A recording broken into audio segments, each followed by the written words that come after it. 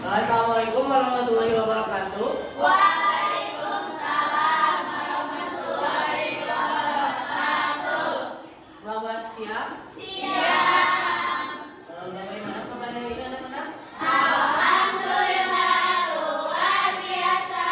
Allahu Akbar. Alhamdulillah ya, semoga kita semua selalu diberikan kesehatan oleh Allah Subhanahu wa Ta'ala. Nah, sebelum mulai pembelajaran, silakan ya yang di sampingnya itu masih terdapat sampah, silakan dipungut terlebih dahulu ya. Kemudian dibuang ke tempat sampah.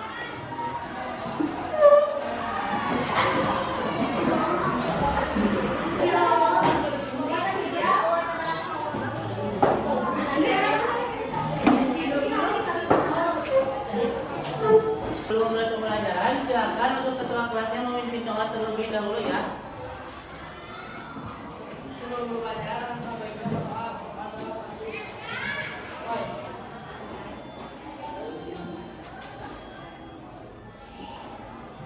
Doa selesai. Nah, Bapak absen terlebih dahulu ya. Nah, yang dipanggil namanya boleh mengacungkan tangan ya. Aldila, Alvin.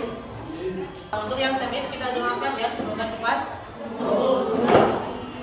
Nah, untuk pembelajaran sekarang kita melanjutkan ya materi sebelumnya. Nah, kan sebelumnya itu kita sudah mempelajari tentang latar sejarah kelahiran Pancasila. Ya. Nah, kan di latar sejarah kelahiran Pancasila itu diawali dengan masa pra sejarah atau masa pra aksara ya. Kemudian ada masa kerajaan Nusantara ya. Kemudian juga ada masa penjajahan dan kemudian itu ada masa kebangkitan nasional. Nah, di sini Bapak ingin bertanya, ada yang masih ingat gak nilai-nilai yang terkandung dalam Pancasila? Silakan tunjuk tangan yang tahu. Saya Pak, Ya, silakan Putri. ada nilai ketuhanan, nilai kemanusiaan, nilai persatuan, nilai kerakyatan, dan nilai keadilan sosial. Ya, betul ya, jawaban dari ini berikan tepuk tangan untuk ini. Jadi untuk nilai-nilai Pancasila itu yang pertama itu ada nilai ketuhanan. Kemudian untuk pertemuan sekarang kita lanjut ya ke sejarah kelahiran Pancasila. Ya, jadi Pancasila itu terbentuk dari apa ya? Nah, untuk sejarah kelahiran Pancasila itu dimulai ya dari kekalahan Belanda oleh Jepang ya. Jadi Jepang itu masuk ke Indonesia ya, jadi menggantikan ke Belanda. Nah, kedatangan Jepang tersebut disambut baik ya oleh masyarakat Indonesia ya, karena kan Jepang itu mempunyai semboyan ya. Nah, jadi Jepang itu mempunyai janji ya kepada bangsa Indonesia. Yang pertama itu bahwa Jepang itu sebagai cahaya Asia ya, kemudian Jepang juga sebagai penolong Asia. Nah, jadi dengan semboyan tersebut masyarakat Indonesia itu simpati ya dengan Jepang. Masyarakat Indonesia itu mengira bahwa masyarakat Jepang itu ingin membantu Indonesia ya terbebas dari penjajahan. Nah, tetapi itu salah ya. Nah, malahan untuk penjajahannya itu lebih kejam oleh Jepang ya dibanding ke Belanda. Nah, kalau diibaratkan ya bangsa Indonesia itu keluar dari mulut buaya masuk ke mulut harimau ya. Jadi lebih kejam ya. Jadi bangsa Jepang itu lebih kejam dari bangsa Belanda. Contohnya itu ya pada saat masa penjajahan Jepang itu untuk para pemuda atau masyarakat Indonesia itu banyak yang dijadikan promusia atau para pekerja paksa ya. Kemudian untuk para wanita itu dijadikan sebagai wanita penghibur ya. Nah, kemudian untuk hasil panen masyarakat itu atau masyarakat Indonesia itu diambil paksa ya oleh bangsa Jepang. Nah, sehingga banyak masyarakat yang kelaparan ya, karena kan untuk hasil panennya itu diambil secara paksa. Nah, itu ya, jadi untuk penjajahan Jepang itu lebih kejam ya dibanding dengan masa penjajahan Belanda. Walaupun masa penjajahan Jepang itu hanya 3 tahun ya, jadi penjajahan Jepang ini dianggap sangat berat oleh bangsa Indonesia. Nah, Namun untuk penjajahan Jepang di Indonesia itu tidak berlangsung lama ya, jadi hanya berlangsung selama 3 tahun. Nah, hal tersebut karena tentara sekutu itu kembali ya membalas dendam ya kepada tentara Jepang. Jadi tentara Jepang itu mulai kalah ya oleh sekutu karena kan sebagian wilayah jajahan Jepang itu kembali dikuasai oleh sekutu ya. Nah, jadi untuk menarik perhatian bangsa Indonesia itu, maka bangsa Jepang itu menjanjikan ya bahwa Indonesia itu akan merdeka ya. Nah, hal tersebut karena apa? Karena Jepang itu merasa terdesak oleh tentara sekutu ya. Jadi supaya bangsa Indonesia itu mau ya membantu bangsa Jepang itu melawan tentara sekutu. Itu ada yang mau ditanyakan tidak? Tidak, paham. Nah, berarti untuk sekarang Bapak ingin membagi kelompok ya, dan nanti kalian bekerja sama untuk mengisi lembah kerja ya atau lembah PD. Nah, Bapak bagi dulu ya untuk kelompoknya. Di sini ada 5 kelompok ya, dimulai dari yang ini berhitung ya dari 1 sampai 5. Dimulai dari 1, 2, 3, 4, 5. 1, 2, 3, 4.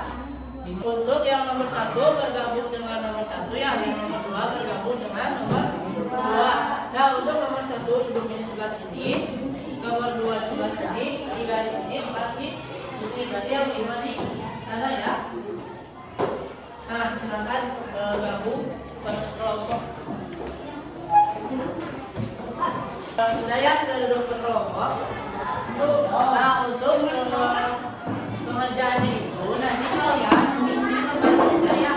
Nanti Bapak kasih lembar kerjanya. Nah, di sini kan di lembar kerjanya itu ada tukang bagi ya. Nah, nanti kalian isi ya sesuai dengan instruksi yang ada di lembar kerja ini ya.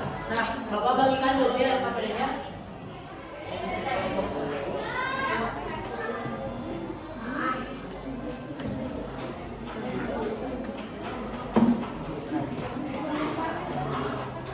Nah, silakan ya kerjakan secara berkelompok ya. Nah, untuk identitasnya kasih nama kelompok sama kelas ya. Gampang. Nah, nanti kalau ada yang kurang paham atau mau ditanyakan boleh Bapak ya. Pak, nanti itu bertanya. Ini bagaimana Pak cara pengerjaannya? Kan ada yang pertanyaan data kemudian kan jadi sudah ada yang tahu pertanyaan sudah tahu ini yang satu ya berarti siapa yang menurut berarti ya ini ya yang bawah paham ya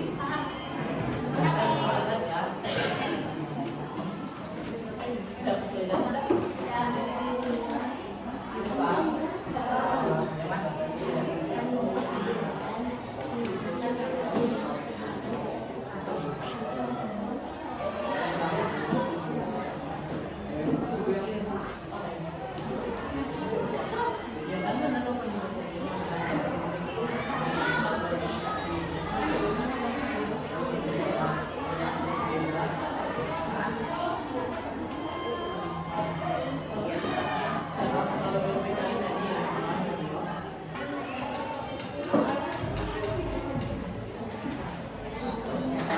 Ya, coba masukkan.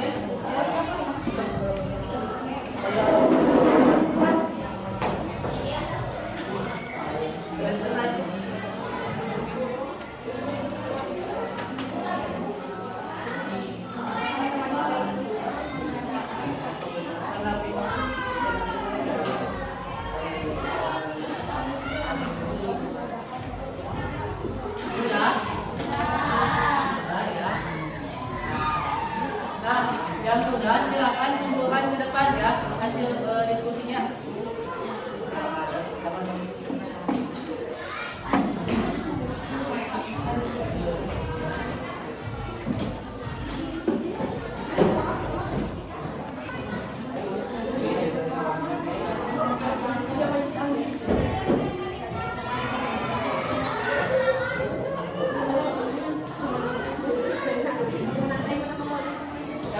Hasil diskusi kelompoknya sudah Bapak periksa ya. Nah, hampir semua jawabannya itu benar ya. Berarti kalian sudah memahami ya materi yang tadi Bapak sampaikan.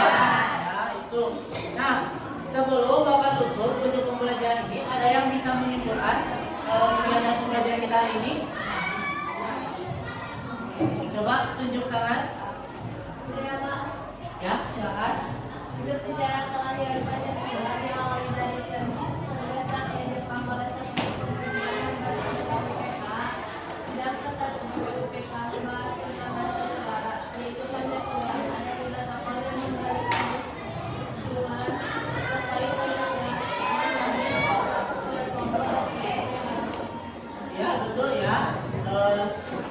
Kesimpulan dari saudara Siti ya, berikan tepuk tangan untuk